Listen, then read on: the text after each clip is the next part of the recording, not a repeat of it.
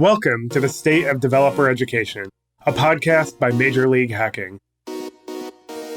We explore how technical leaders are creatively tackling the developer education gap to help prepare the next generation of technologists for the real world and build businesses that can adapt to any changes in the technology ecosystem.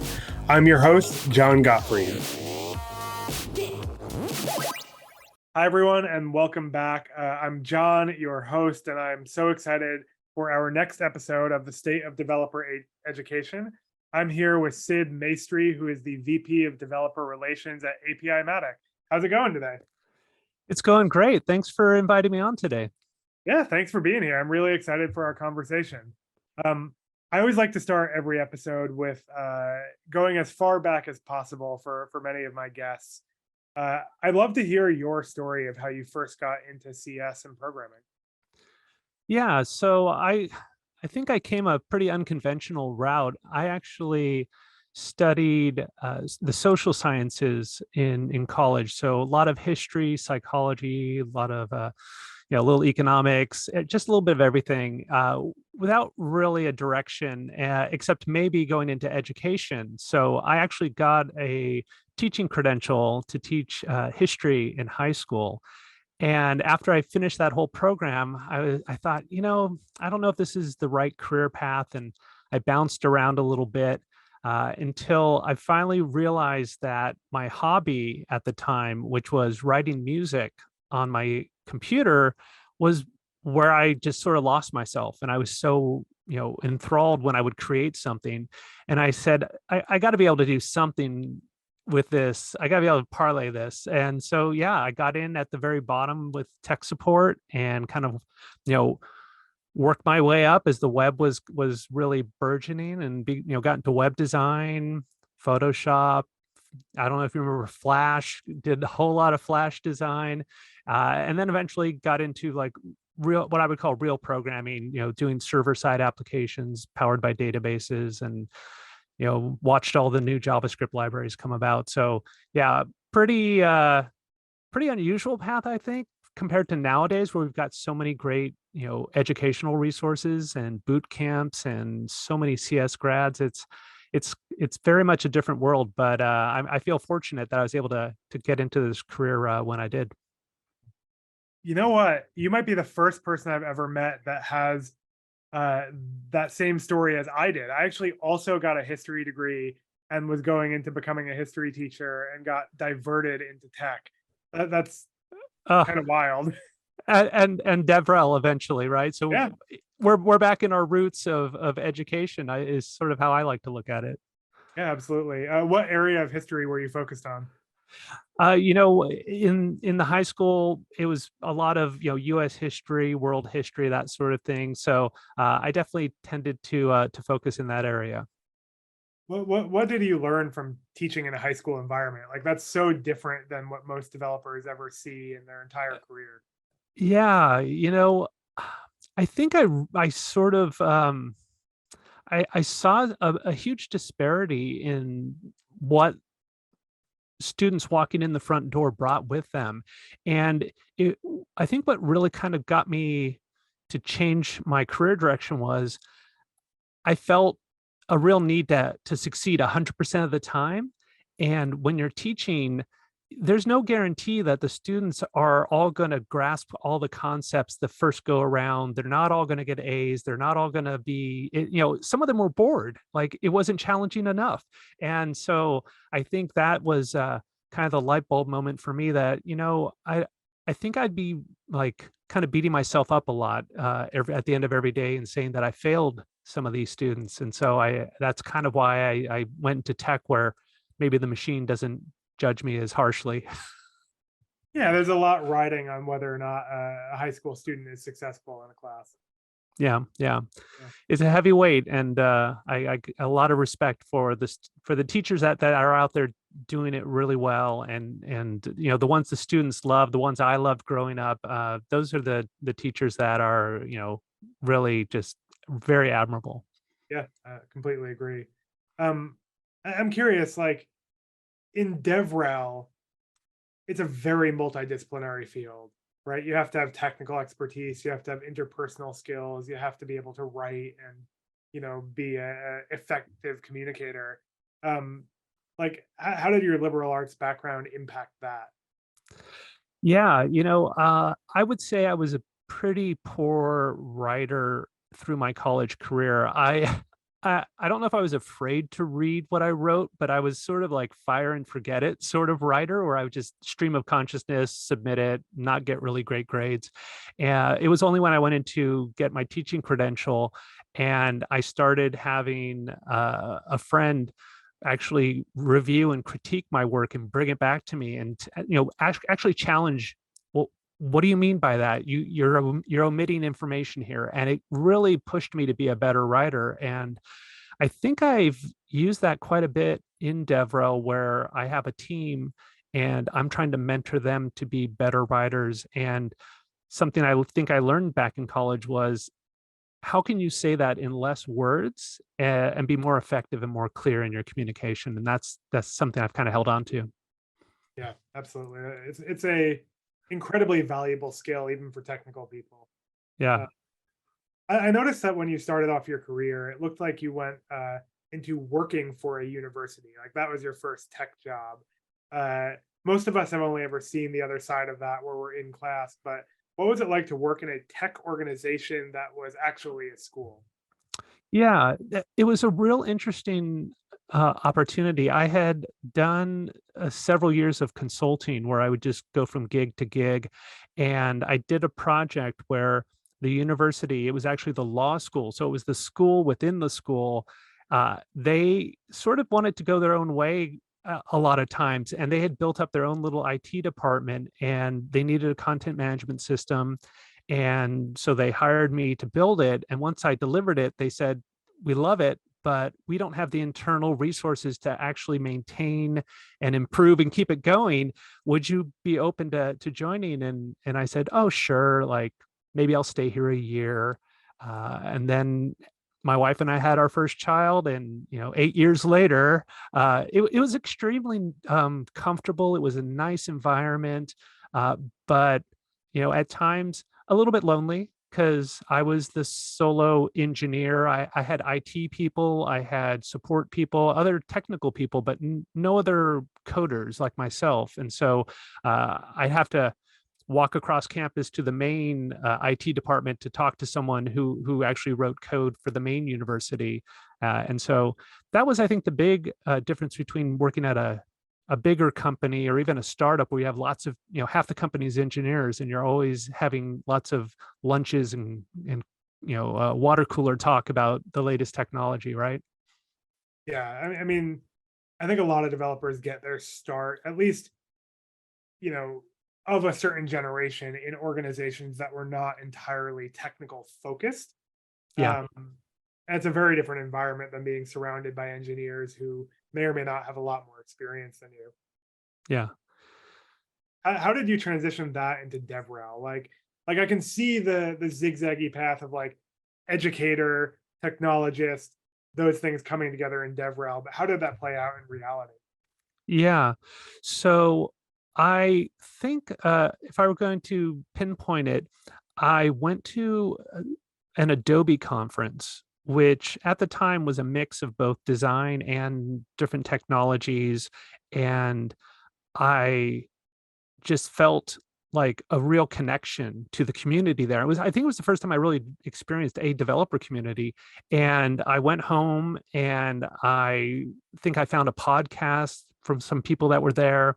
I heard about user groups and meetups. I started going to those and I just felt a need to like participate. And I got involved and I ended up starting my own meetup, which was a few years after the iPhone. Mobile meetups were all the rage in the Bay Area. And I thought, there's no one doing I would call it non-native mobile meetup that dealt with all the HTML5 and the JavaScript frameworks and all the cross-platform tools that were the rage at the time. And so I just started reaching out to people to come and speak, and I found a space, and a recruiter from PayPal found me and approached me. And it never occurred to me ever in my life that I would go that direction, or that I even had the skills or capabilities to be in DevRel. And so I think I just got lucky that someone noticed what I was doing in my spare time for fun, that I was just really, getting a kick out of.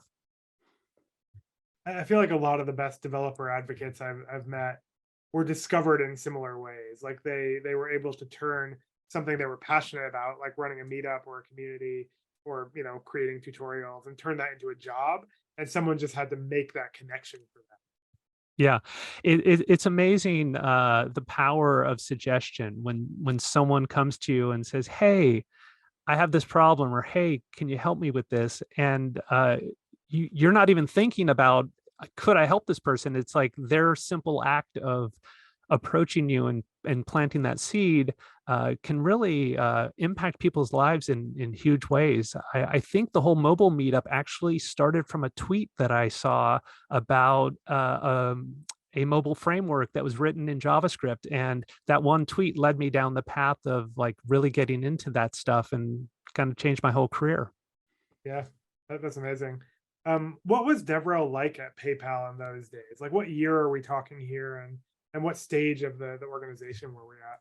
Yeah, it was 2011, pretty early 2011, and they were in this sort of kind of a transition point for PayPal, where they had PayPal, they had eBay, they had APIs, and they were trying to start this new sort of third pillar developer platform, because they already had PayPal developer and they wanted to do this X.com.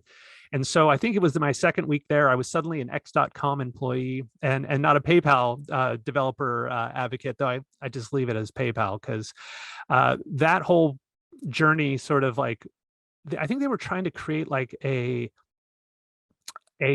platform for e-commerce interactions. And so it was trying to bring all these, I think they bought Magento around that time. And so they're trying to bring all these APIs and create this unified platform that they called like the Fabric, I think it was called. So that was the time frame. And you'll probably laugh at this. My boss came to me and alerted me that there was some new competition out there, this startup that I had to go check out called Stripe. And I was like, "Oh, who are these little guys? What are they up to?" I like the name, but after I looked at their docs, I was like, "Oh yeah, like this is really well done." And Dawala Oh also yeah. up and coming at that time. So those were and Braintree, yeah, those were sort of the three main competition for PayPal out there when I joined. Interesting. Yeah, I knew a lot of the Dwala folks in New York, and eventually got to know the PayPal team quite well. A little later when they started BattleHack, which I Yeah. think was after your time. But yeah, it was an interesting time for APIs in general, right? Like it very much felt like uh, sort of like an API renaissance. A lot was going on in those couple of years. Like, were you on the road constantly? Like, what was that job actually like? As you were building out X.com at that point. Yeah, we had a real tactical approach to the world, which I think a lot of companies did at the time. So it was answer CFPs, get out on the road, get in front of developers. That was really the mandate. And so it was meetups, it was hackathons, it was conferences. So yeah, I think I was probably doing several events a month. And I think one month I traveled so much, and my wife traveled for a week for her job. I think for 1 month we only spent a week together, because we were on the road so much. And that was a lot. I think I realized I needed to scale back a little bit at that point. Yeah, I mean, certainly that style of DevRel from that time period led to a lot of burnout, right? The field has matured a lot since then. Yeah, I think a lot of people learned lessons around that. And COVID really kind of I think reset everyone's mind around that. But in a way, I'm kind of hoping to get back out and get to some events this year. And I do miss that FaceTime. I do miss the conversations after the sessions are done, when people are, having a beer, or whatever they're doing before or after hours. I find those are sometimes the most interesting conversations, and connections are built that way that you follow up on and you build friendships from. So I really kind of miss that aspect of it. Yeah, it's funny. I started at Twilio around the same time, and one of the things I really remember, which I still think is around, but perhaps less so due to COVID, is it was very non-transactional. Like a big part of the role of DevRel was literally like meeting and supporting developers, sometimes on a one-on-one basis, and not necessarily seeking anything in return. Like there were so many people where I bought them a beer or I got them lunch or we met at a conference and we just had a really good conversation, made that connection, and maybe it turned into something business wise, maybe it didn't, but like it was very serendipitous and organic. Yeah, yeah, I totally agree with that. And yeah, it's definitely it was good, and it was also, I think, challenging because when people would want to see, like, what are the metrics? What's the ROI, right? That was the term people would always ask. Where's my ROI on sending you to, across the country for this event?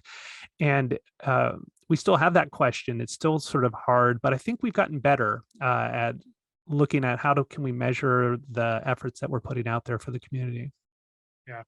Um, did you report into marketing at PayPal?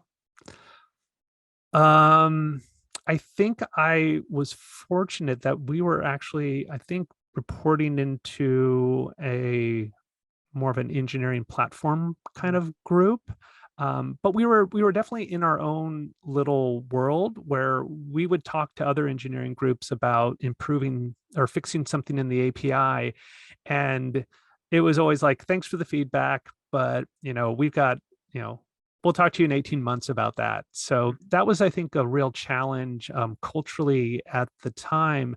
PayPal had the merchants that were really important. It had the end consumers they were trying to get to create PayPal accounts, and then the developer business. The APIs were sort of the third in line, and I feels like that's changed over the years through acquisitions and just culture. But at the time, it was a little bit of an uphill battle to get things where you thought they needed to be successful with developers.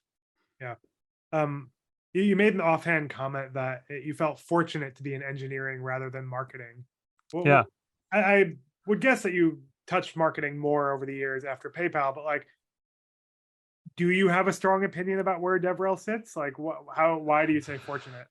Oh gosh, my opinion on this, I think, changes every other job that every other company I work with, and I think it's because I've had engineering leaders who don't get technology and therefore like either question what I do or just leave me completely alone, which can be okay. But I actually really like collaborating with marketing. I love what they do when they do it well.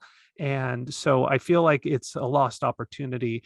And then on the other side, when you're inside engineering, everything gets measured by engineering metrics, and the advocacy kind of can get lost or misunderstood. And marketing can kind of go off and say, well, you're with the engineering team, we don't work with you. And again, you lose that collaboration. So um, I think I've found the most success with people who are product people more than straight up engineers. They tend to kind of understand the desire to connect and understand customers, but also have influence on engineering and roadmaps. And so kind of the best of both worlds there. Yeah, it's everyone I talk to has a different perspective on this, and I know it's sort of the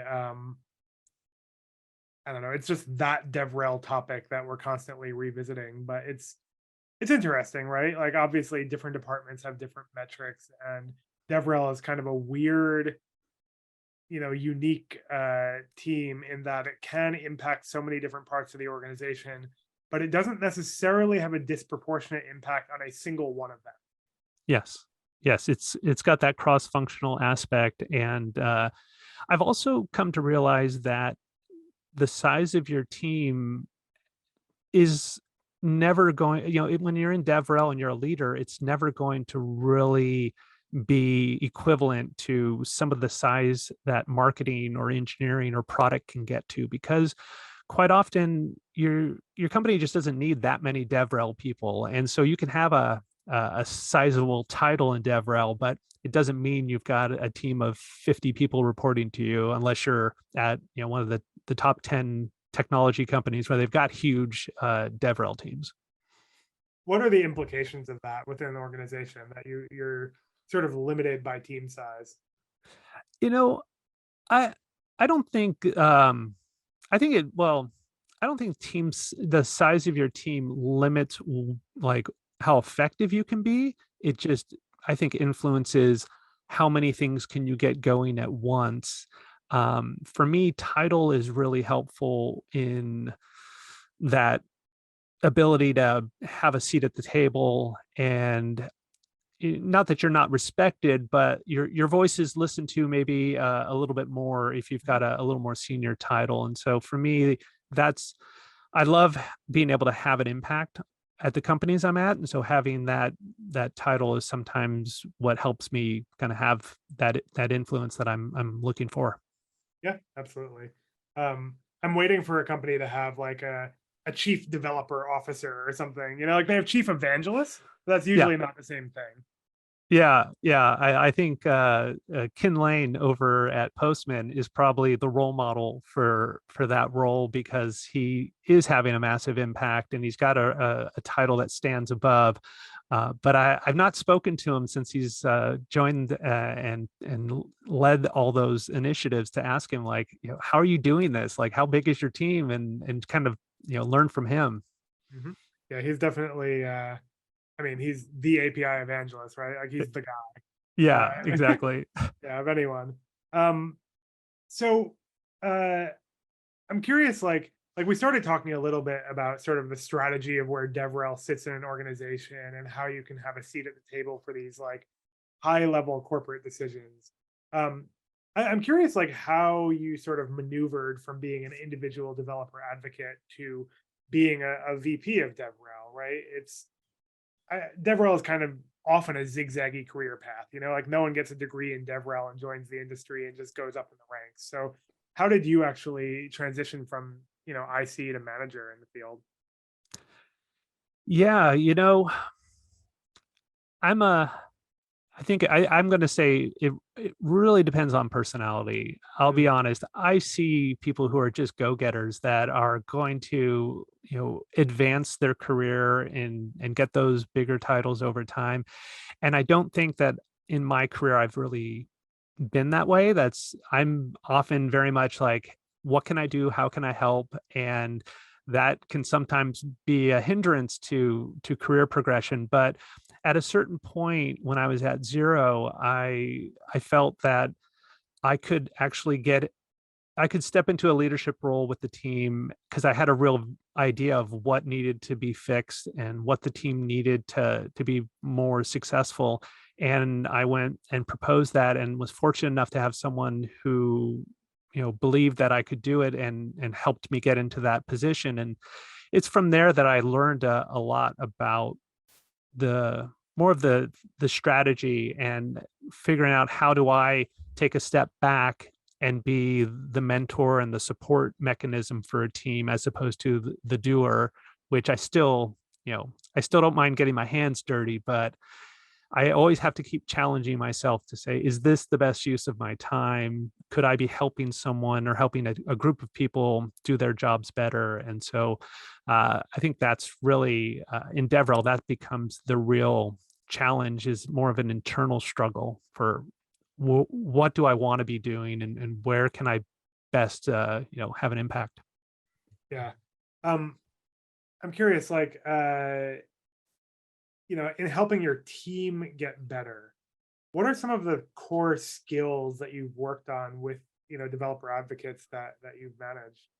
Yeah, I would say it depends on the individual, but in some cases, I found those writing skills, those effective communication, at least in written word, is important. I think guiding the the tone right? Just the tone of the article. Some folks are they want to inject a huge amount of humor, and sometimes that's appropriate. Sometimes you want them to kind of dial it down a notch, and being able to provide that sort of feedback and guidance, I think, helps. I would say at other times, you've got an initiative like I had when COVID hit, we switched from live events to webinars. And I did the first one and helped kind of figure out what the framework was for it. And then I turned it over to someone on my team to lead, and she did an amazing job. And in fact, I feel like she leveled it up after she took over. But it was great to be able to give her the structure so she wasn't sort of floundering trying to figure out like, how do I even get started with organizing our first webinar. And so I think as a leader, you can that's how you can be hands-on, but then delegate and let go of the reins a little bit. And it gives them people on your team an opportunity to grow, because they don't want to be stuck doing the same thing every day. And that's when you start losing folks that are really great. Yeah. I also feel like there's a level of air cover you can give as a leader starting a new initiative. Like if a developer advocate does a webinar that fails, that may reflect more poorly on them than it does on you.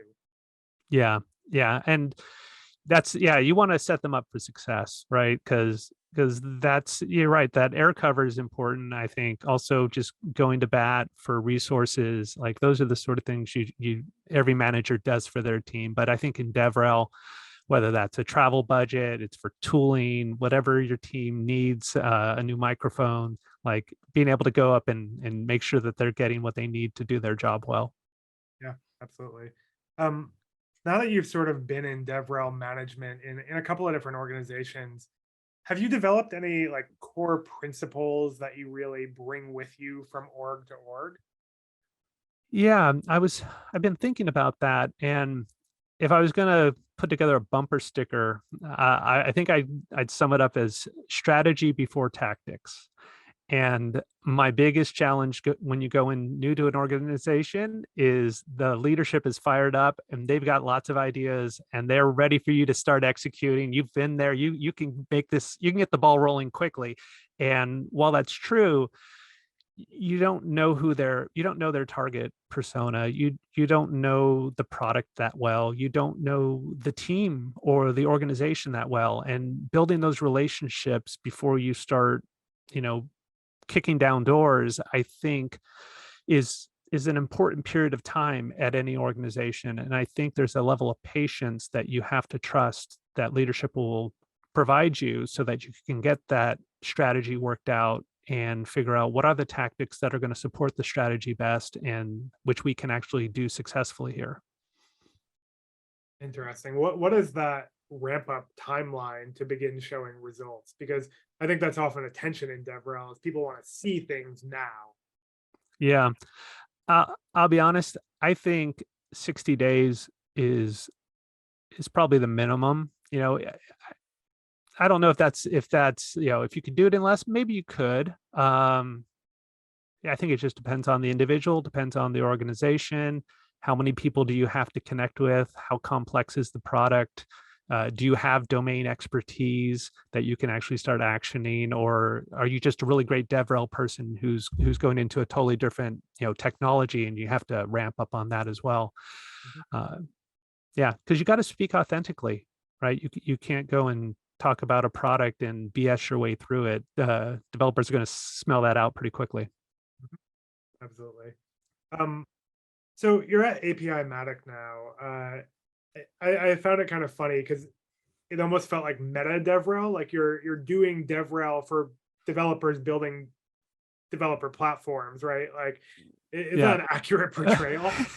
I was so happy to see you use the term meta, because I've said that several times recently, trying to describe what APIMatic does. And that when I finish, I say, it feels sort of meta to me, because what we do is we help automate building developer portals and SDKs, which traditionally you might write by hand. And that is for APIs. Typically, that's what we work on, and those APIs are then going to be consumed by developers. So, like, our developers are trying to win with developers. So, yeah, it does feel very meta. Yeah. Um, yeah, so it's been very cool company to join, and it feels like a good fit for what I've been doing the last 4 or 5 years. So at APIMatic, I would imagine you're exposed to a lot of different developer platforms and approaches out in the industry. Um, what are you seeing right now that's sort of like on the bleeding edge of building developer tools? Yeah, I'll be honest, I've been with the company only about a little over 3 months, and so You're in that ramp up period. I'm still in the ramp up period, but things are starting to boil over. I've actually got some interesting projects that should be launching, in the next month or so. But yeah, to answer that question, it's a little tough to say. Like, I haven't talked to enough of our customers to say like what I'm seeing, but something that we've observed at the company is there's a lot of sprawl, I would say.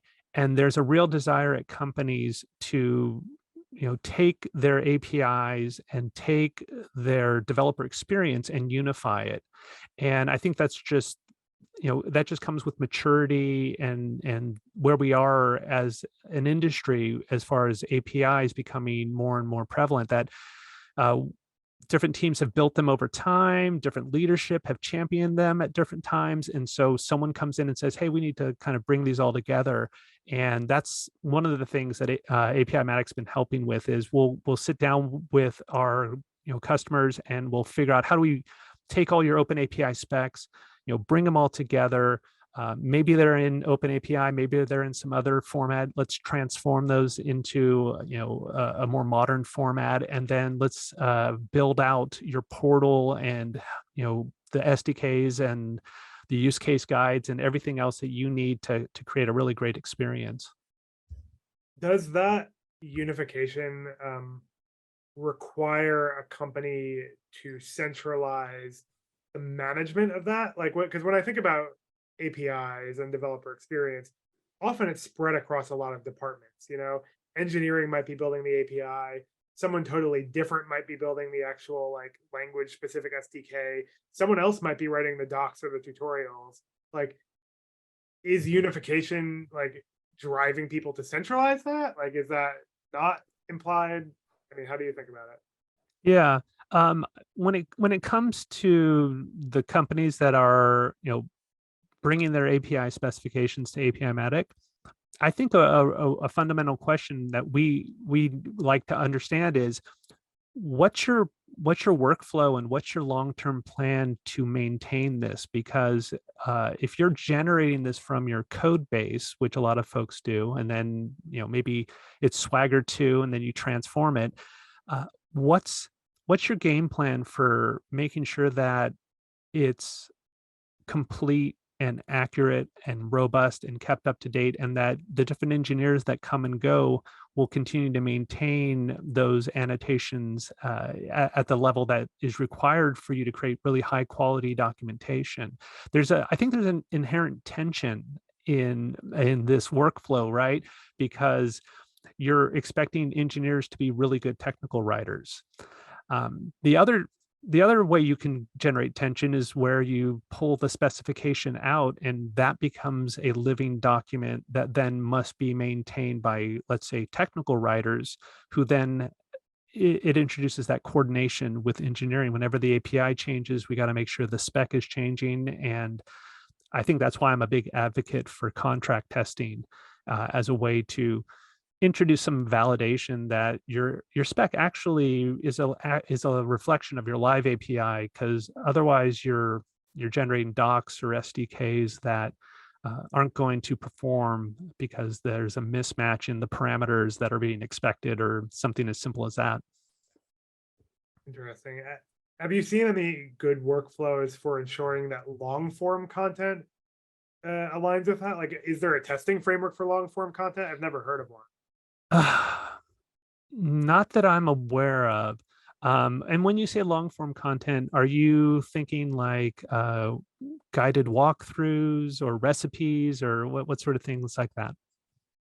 That's a great question. I'm thinking walkthroughs, tutorials, something that goes beyond documentation and examples, right? Because those are often bite size. Like Yeah. this API method can do this thing. It's Yeah. not here is an example application to inspire you to some other use case. Yeah.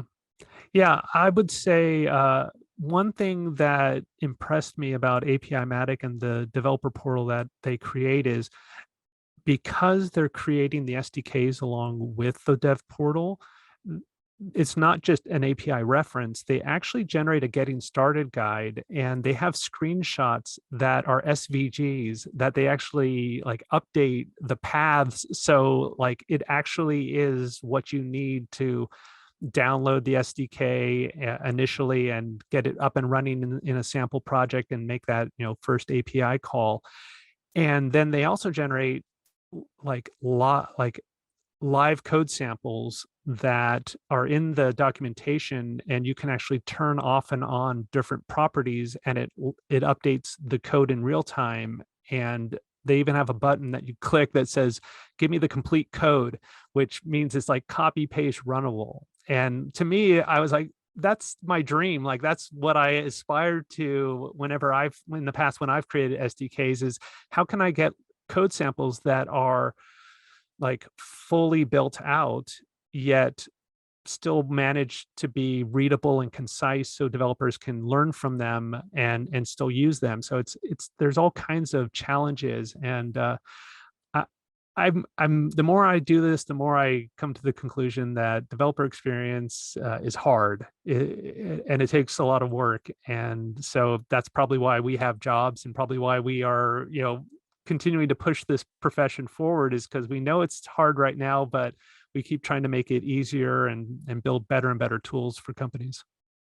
Yeah, it sounds like APImatic is moving in that direction. I mean, even the idea that a getting started can be automatically updated and generated. Like I remember version hell from a million different APIs that like it's just like one little thing is out of sync, and it Yeah. throws everything off. Yeah. I think I'm waiting for, how do we do this with live video? Mhm. How do we fix that command, that error you had in your command line, or something changes in the product and now I got to go update these videos and re-record them? It's like, I think that's a frontier that I'd love to see somehow solved for, because it would be extremely cool. Yeah, I actually have a friend who was building something in that space. I don't know actually if he's still on the track of developer focused content, but he was building a sort of this like hybrid tool that recorded your screen but was integrated into your code editor so that the video and the code editor were synced up with like text that you could copy and paste and play around with. And that was kind of what he was getting at, is like editable live video where like some of it was video but some of it was code and it was all integrated together. That's amazing. I'm going to have to follow up with you after this call and just pick your brain for amazing tools that are out there, because it seems like there's a new one every day being released, whether it's something you buy or open source. There's just so much good things happening in the community. Yeah, there's a lot of cool stuff happening. It's everyone's trying to improve the craft. Yeah. um so I'm curious to kind of like zoom out a bit. Let's talk about like developer education generally. You started in kind of a non-traditional path similar to me. I've spoken to people who have PhDs in computer science and people who have never written a line of code in their life, but are excellent educators and writers. Like, what do you think developers should be doing to learn technical skills to enter the industry today as things stand? Yeah, I feel like it is a world of difference from when I started. I was thinking about this question, and if you were going to ask me like, how did I learn when I got started? I think it was books. I think you would go down to, you know, whatever bookstore. I'm trying to remember, there was one that was really great that had all the technical books, all of the O'Reilly books, and you would just go down there and just gorge yourself on those. But nowadays there's so much great content. There's learning platforms, there's those, live boot camps. But I guess if I was going to give any advice to someone who was going to go and learn a technical skill, there's getting started, getting the understanding of the tools needed, how to set up your environment, how to get to hello world. But the way that you really improve and become better at your craft is to actually go build things. And I've interviewed quite a few folks for DevRel who like they've got some boot camp experience and they're excited. They appear to be good communicators, but when you think about what level of experience they have, like they haven't gone out and actually built something, haven't spent a couple years on a team and felt some of those developer pains. And so I think that's a really key thing. When I was at Lob, there was a lot of pair programming that went on that I think was really great. But I think I'm focusing on a lot of the one-on-one sort of things that people do individually. I'd love to hear your thoughts. Like, are there tools and platforms that you've seen that are just like great for getting people to, I would say, like, kind of blossom as engineers? Where I'm not just following a tutorial, but I'm actually thinking up a problem that I have no idea how to solve, and then I'm figuring out how to solve it. And I'm learning from that. I mean, honestly, I kind of came to a similar conclusion that you did, where there is no substitute for actually building something. There's just like my recommendation to people who are learning to code is typically like take some kind of learning resource. Maybe it's a boot camp, maybe it's a tutorial, maybe it's a video course, but have a specific project in mind as you are learning those fundamentals. Because like, who cares if you know how a loop works? That doesn't tell you anything, right? Yeah. Like you need to know like where and when you need to utilize that. And I think that only becomes apparent when you are trying to accomplish a goal, like to solve a real problem. That's why I'm still very bullish on hackathons, especially for early career folks, because it is a dedicated time and place to build something. And Yeah. I don't think it's a substitute for computer science knowledge. Like there's a lot there, but it's a separate skill set, right? Like I always equate this to artists or even musicians.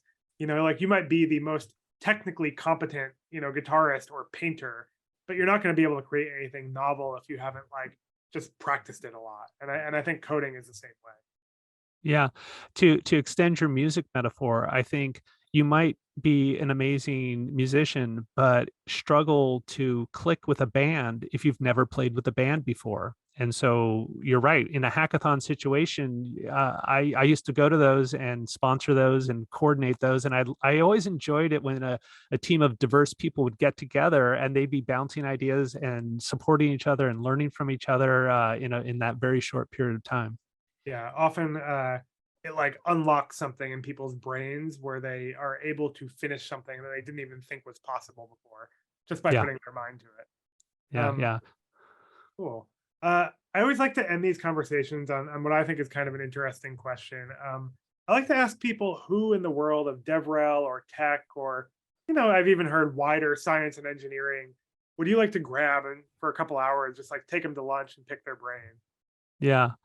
Uh, I find this question to be very, very difficult. It's like, what's your favorite movie? What's your favorite song, right? Or you're on an island, you can only bring one album with you. I feel like it says so much about you as a person. So, I guess I would say Steve Jobs is no longer with us. So he would be my number one. And so without him, I guess I would go with Steve Wozniak simply because I've heard so many great things about him as a person. I hear he's really funny. I hear he loves music as well. And so I think we would just hang out and just have a good time together. And I don't think I'd be wanting to like pick his brain for like insight, more of just pure enjoyment of the stories that he could tell. And just, I'd love to hear more of like what gets him excited because I think from what I understand, he still is engaged with tech and gadgets and just loves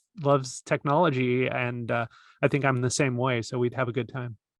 I love that. And coming full circle, he was an educator too, right? He went back and taught a middle school class, I think.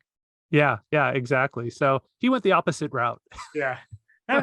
When you become a billionaire, it's you have a lot of options. But yeah, Yeah, that's awesome. yeah. Well, thank you so much, Sid, for your time. I really appreciate everything you had to share, and I really enjoyed our conversation. If people want to find you or your work online, what are the best places to track you down? Sure. Well, you can always find me on LinkedIn. I'm very open to connecting with people there. I'm as Sydney Maestre. You can also find me on Twitter at Sydney Allen, Allen, and Sydney Sidney. So if you're still on Twitter, I don't know how people are feeling about that Is it the these same days. on Mastodon? Yeah, exactly. You can find me on Hachyderm. Yep. Hey, me Yeah. too. Cool. Yeah. So definitely reach out if you want to chat about anything DevRel or developer experience. I love connecting with folks. Awesome. Well, thank you so much again. And thank everyone for listening. If you enjoyed it, definitely like and subscribe. We'll have more episodes soon. And happy hacking, everyone. Take care. The State of Developer Education is brought to you by Major League Hacking, or MLH. To find out more about MLH and how we power innovation, cultivate developer communities, and teach technical skills to students around the world, visit mlh.io. And then make sure to search for developer education in Apple Podcasts, Spotify, Google Podcasts, or anywhere else podcasts are found. Make sure to click subscribe so you don't miss any future episodes. Don't forget to like and review the show, and we'll give you a shout out on a future episode. On behalf of the team here at MLH, thanks for listening and helping us empower the next generation of technologists. Happy hacking.